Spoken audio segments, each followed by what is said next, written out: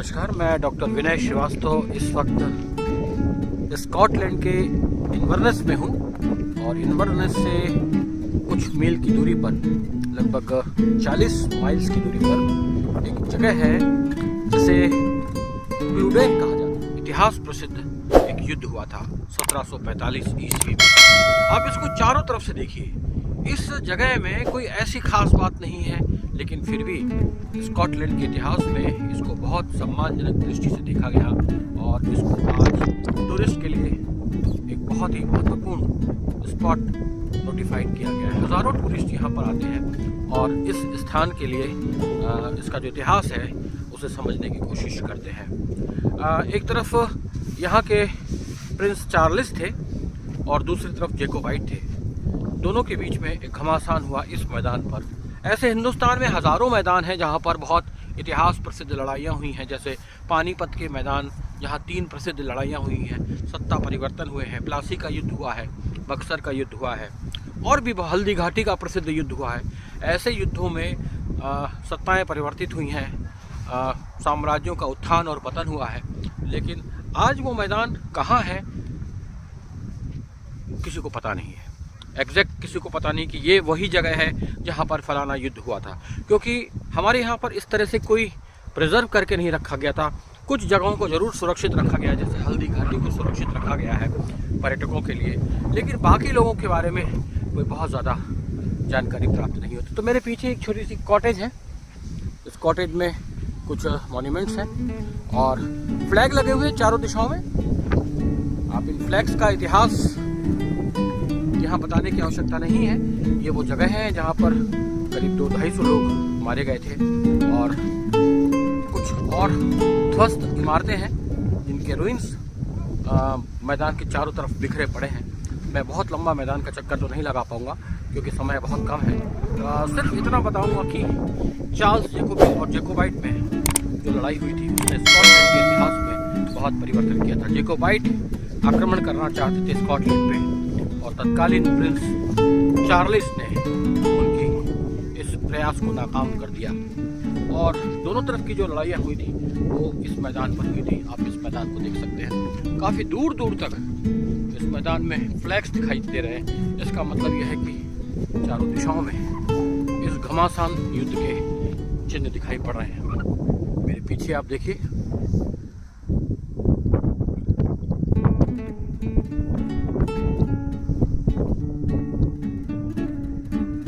Flag आपको ज़रूर मिल जाएगा देखने के लिए।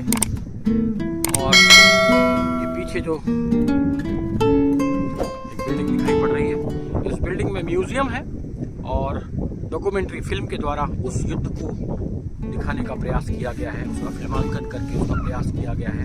वो एक अलग बात है, लेकिन उसका टिकट भी है काफ़ी महंगा, 16 पाउंड पर एडल्ट का टिकट है और वो एक काल्पनिक इमेजिनेशन है कि उस दौर में क्या हुआ। तो 1745 का घटनाक्रम स्कॉटलैंड के इतिहास में प्रिंस चार्ल्स और जैकोबाइट के लिए एक बहुत ही महत्वपूर्ण स्थान। आगे चलते हैं, कुछ और चीज़। छोटी सी झोपड़ी नुमा जगह, तत्कालीन समय के युद्ध का कुछ स्मारक रहा होगा, लेकिन इसे काफ़ी सुरक्षित रखा गया है।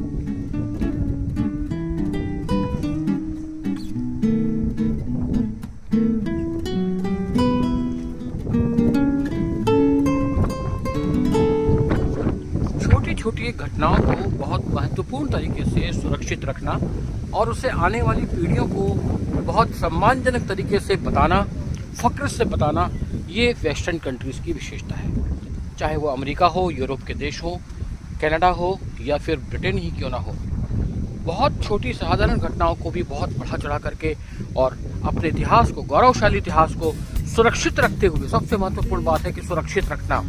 इतिहास बीती हुई घटनाओं का क्रमबद्ध और ऐतिहासिक विवेचन होता है, न कम न ज़्यादा। जो जैसा घटित हुआ उसे वैसे ही मूल रूप में सुरक्षित रख करके आने वाली पीढ़ियों को बताना, यही इतिहास का मुख्य कार्य होता है। और इतिहास को बहुत अच्छे तरीके से सुरक्षित रखा गया है वेस्टर्न कंट्रीज़ में। घटना छोटी सी है, एक जाति ने किसी देश पर आक्रमण किया। लुटेरे भी हो सकते हैं, डाकू भी हो सकते हैं या अन्य आक्रमणकारी भी हो सकते हैं। वहाँ के राजा ने उसका सामना किया, बस छोटी सी बात है। लेकिन उस छोटी सी बात नहीं है, ये स्कॉटलैंड पर हुआ आक्रमण था जैकोबाइट्स का, और इसे सुरक्षित रखने के लिए कितना इंतज़ाम किया गया है, ये महत्वपूर्ण बात है। ये दूर जो झंडे दिखाई पड़ रहे हैं और उन झंडों के पास कुछ मॉन्यूमेंट दिखाई पड़ रहा है आपको, उसे ध्यान से देखिए। काफ़ी सारे लोग वहाँ गए हैं देखने के लिए, लेकिन वहाँ खंडहरों के अलावा कुछ दिखाई नहीं पड़ेगा। ग्रुप्स ले जा रहे हैं, जो यहाँ के लोकल गाइड हैं वो यहाँ का इतिहास बता रहे हैं। मेरा मकसद यहाँ इतिहास बताना नहीं है, क्योंकि ये एक स्थान है जहाँ एक सरकार ने अपने देश पर हुए आक्रमण को बहुत महत्वपूर्ण तरीके से बताया है कि प्रिंस चार्ल्स ने जैकोबाइट को परास्त किया और जैकोबाइट यहाँ से भाग खड़े हुए। ये घटना महत्वपूर्ण है और इस महत्वपूर्ण घटना को बहुत ही ग्लैमराइज तरीके से यहाँ पर प्रस्तुत किया गया है पर्यटकों के लिए। ये जो बिल्डिंग आप देख रहे हैं, इस बिल्डिंग में इस घटना को चलचित्र के माध्यम से दिखाया गया, सिनेमा के माध्यम से दिखाया गया है, डॉक्यूमेंट्री फिल्म के माध्यम से दिखाया गया है। फिल्म के साथ साथ इस घटना से जुड़े हुए साहित्य का विक्रय है, पुस्तकों का विक्रय है, पैम्पलेट्स का विक्रय है और मॉन्यूमेंट्स, छोटे मॉन्यूमेंट के सोविनियर बना करके उसको यहाँ पर विक्रय किया जा रहा है। तो ये था क्लूडेन, जहाँ पर 1745 का युद्ध हुआ था प्रिंस चार्ल्स और जैकोबाइट के बीच में। मैंने इसके बारे में जो जानकारियाँ मुझे प्राप्त हुई उनके आधार पर इस वीडियो को बनाया है। मेरा मकसद सिर्फ इतिहास को सुरक्षित रखने की बात है कि अपनी विरासत को सुरक्षित रखना और उससे आने वाली पीढ़ियों को सम्मानजनक तरीके से बताना।